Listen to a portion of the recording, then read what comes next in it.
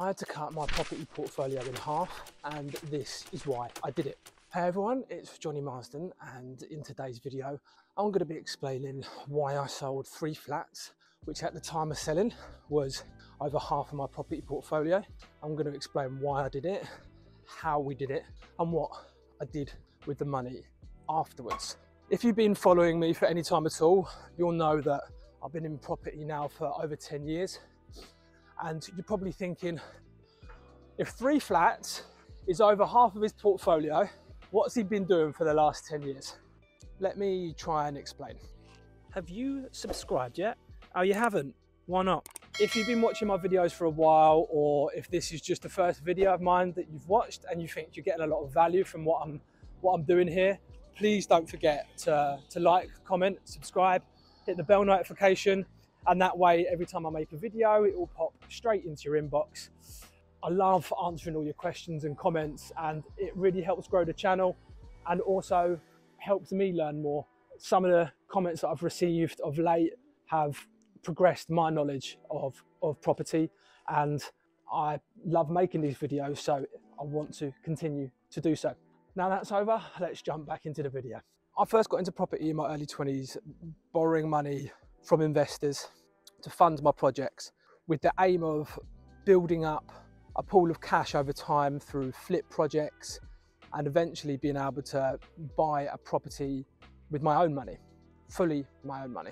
I bought and flipped several places before I finally managed to get enough cash together to purchase my own buy-to-let, fully cash, that I planned on holding long term, and actually I still have today.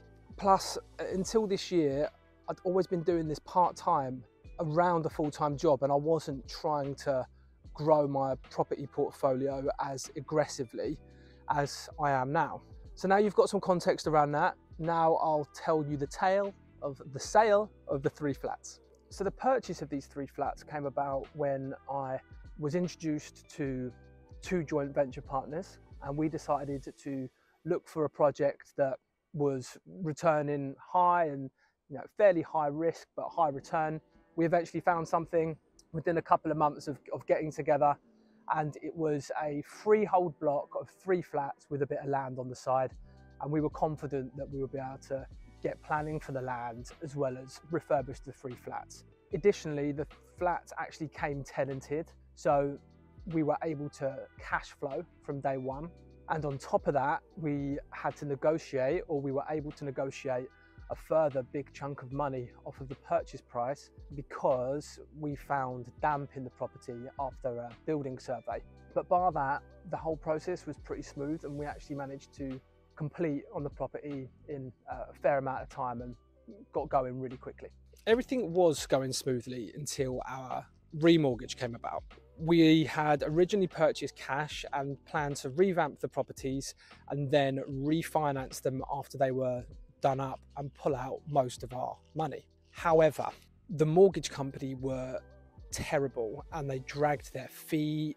They made the process very slow. They put a lot of obstacles in our way. It's worth noting as well that although we planned to split the titles and refinance with split titles and refinance each flat individually, we hadn't got round to it.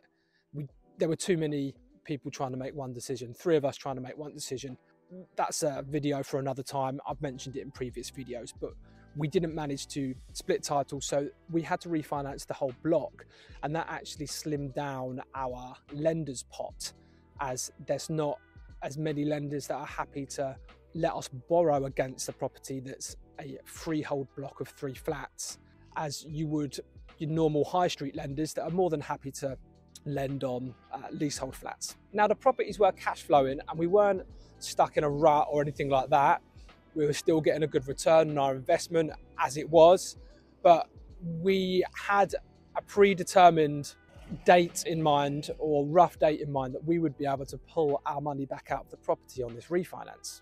Because we couldn't do this in the time that we thought, my joint venture partners had another project that they wanted to get involved in separately, away from me, something that they were going to do themselves, but they didn't have the money from the refinance to be able to do it. So for them, if the refinance wasn't going to go through quick enough, which from experience and from what we had gone through to that point with the lender, it wasn't going to happen. So we had to look at different options of releasing our money and getting the money back out of the property.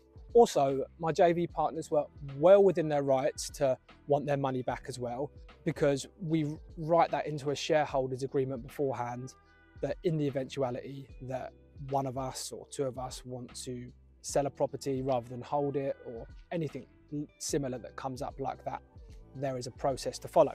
We found ourselves in a situation where our only real option was to sell the property. However, there were drawbacks to this, and here's a few. Our first real drawback was the fact that this property was a freehold block of 3 flats. So putting this property onto the open market meant that our only real onward buyer was an investor. You're not going to get your standard home buyer wanting to buy a block of 3 flats for themselves to live in.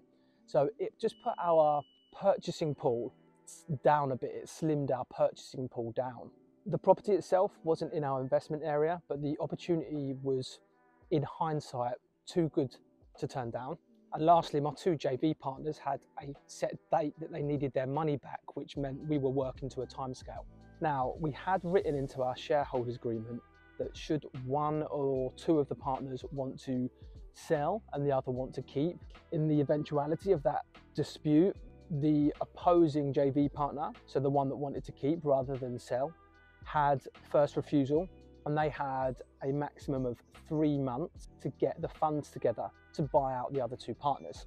And this is where my big decision came in. What do I do with these 3 flats?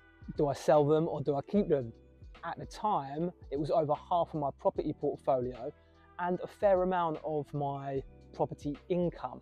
Sadly though, I just did not have the money to buy out my joint venture partners. We each put in about £70,000 at the start, so I would have had to have found £140,000 within 3 months, and I just couldn't do that. I didn't have the cash available. I wasn't prepared to do a bridge to buy them out, so I had to sell. Look, don't get me wrong here.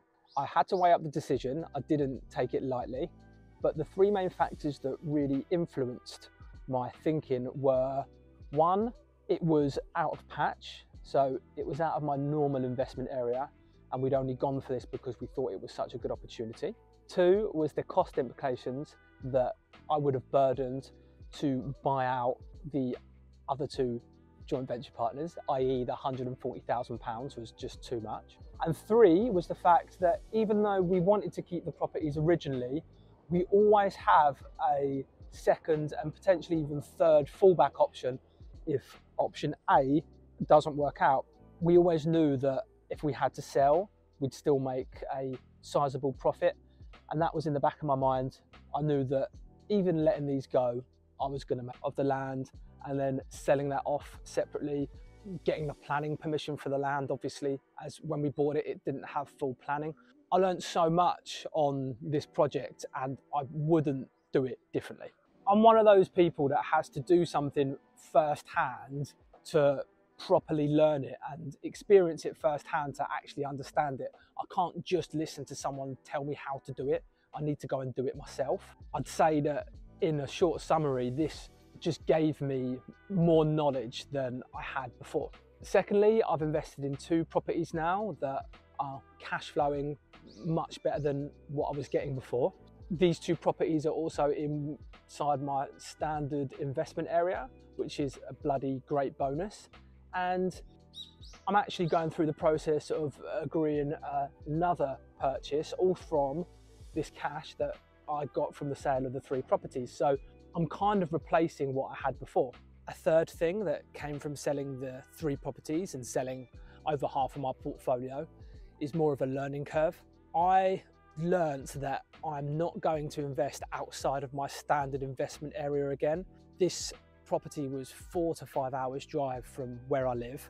It was way outside where I normally invest. I'd much rather spend the time finding a great deal in my investment areas and building on my knowledge of my investment areas than just jumping at the first deal that looks good because it's returning well.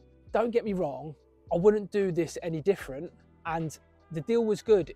Even on our second exit, we made money. It's just not worth the time it takes to get up there. It's not worth spending that much time investing in an area that's way outside of your patch. I've learned now that becoming a master or mastering my area more is far more important than just grabbing the money, really, and just going on high returns and a deal that looks good. There's more than enough good deals out of my property portfolio. I've been able to release some money to invest in my education.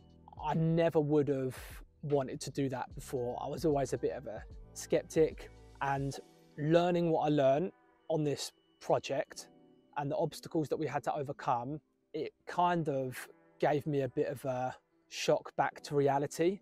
If I'm honest, I probably had a bit too much ego about me, and I thought that I knew it all in property.